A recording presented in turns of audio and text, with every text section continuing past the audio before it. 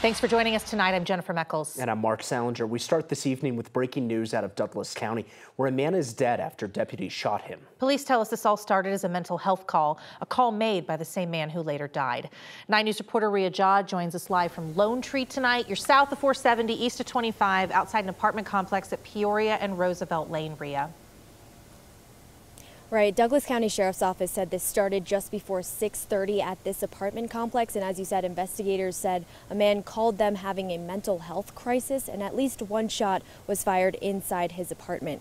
Investigators say he made statements about being suicidal. Lone Tree Police and Douglas County deputies both responded, along with a mental health clinician. They tell us they talked to the man on the phone, asked him to come outside the apartment, and he finally did about an hour later. We're not sure what exactly got that man to come outside, but investigators tell us he had fired a shot in the air, then pointed a gun at deputies. The sheriff said multiple officers fired at the man and hit him. That man later died at the hospital. No, this is a tragic situation. We take these, of course, very seriously. We have a lot of work ahead of us to determine exactly what led up to this and then exactly what occurred. But again, the subject did point a gun at our officers and left them with no choice.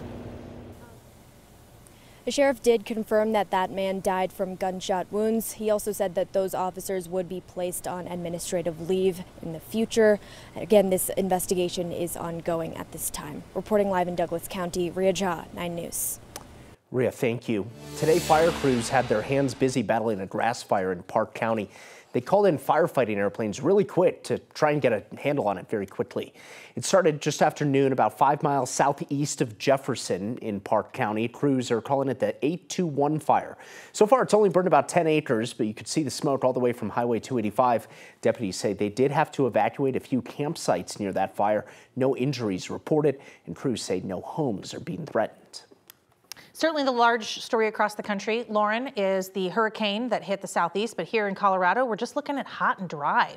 That's right, and that's because of what's left of Hurricane Helene. As that continues to linger in parts of the Midwest, it's just a low pressure system there. Traffic is kind of backed up behind it, and that's why we've been stuck in the same weather pattern here in Colorado with the high pressure system overhead, sunny, dry, warm weather. We're going to continue to see that until this low pressure system moves its way off the East Coast. Right now, churning over Kentucky and dumping a lot of water into areas like Ohio. But again, over Colorado, we've stayed pretty dry. We got a couple stray raindrops up high earlier this afternoon. We could see the same tomorrow. But coming up in my full 7-day forecast, we're going to talk about the heat tomorrow. We could break another record as we welcome another 90-degree day. We're also looking for one slightly cooler day as we welcome October, but the majority of the next 7 days is going to be hot and dry. I'll have those details for you coming up. Lauren, thank you. Tonight, Aurora police are investigating a stabbing. It happened at a shopping center on South Havana Street. Police say this happened just after 4 o'clock inside a laundromat near King Soopers. They say a woman stabbed a man inside that business. Not clear what led up to the incident. Police arrested her on outstanding warrants and say she will likely also face charges for that stabbing. Police say the man who got stabbed, did not have serious injuries, and tonight all of this is under investigation. Aurora police are also investigating a crash on that same street on Havana that left several people hurt inside of a restaurant. Police say the crash happened just after 3 o'clock at a cafe called Snoll on South Havana Street. They say an older woman was trying to park her car, ended up driving through the glass windows of the restaurant. Her car went fully inside that cafe, hurting 4 customers.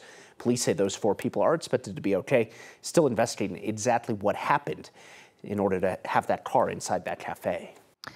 Heads up if you ride the D line. That one travels south out of the city through Englewood and Littleton. RTD's doing some work on the line starting next week, lasting about a week, replacing overhead wires, giving the train power. So if you ride the D line, parts of the line will not have any trains running for about a week.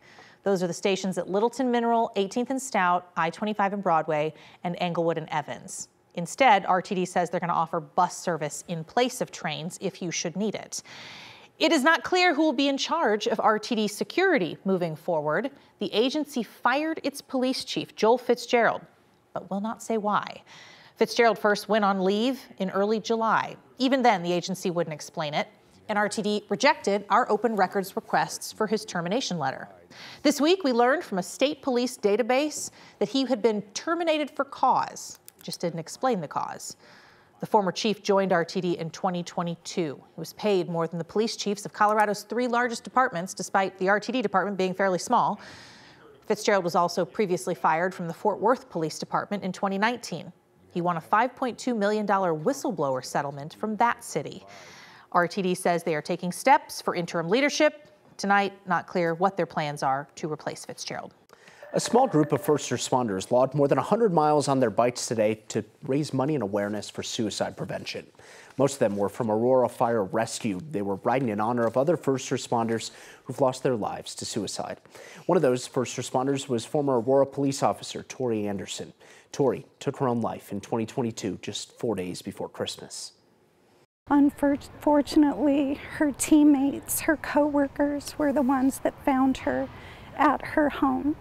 And so she just didn't realize how many coworkers and friends supported and loved her. And so for them to find her like that, it was devastating. The group was hoping to raise $10,000 today so that stories like Tori's don't happen again. They started in Parker early this morning, made their way through the Cherokee Trail all the way to C-470 and back. The group is hoping even more riders join them on the trails next year.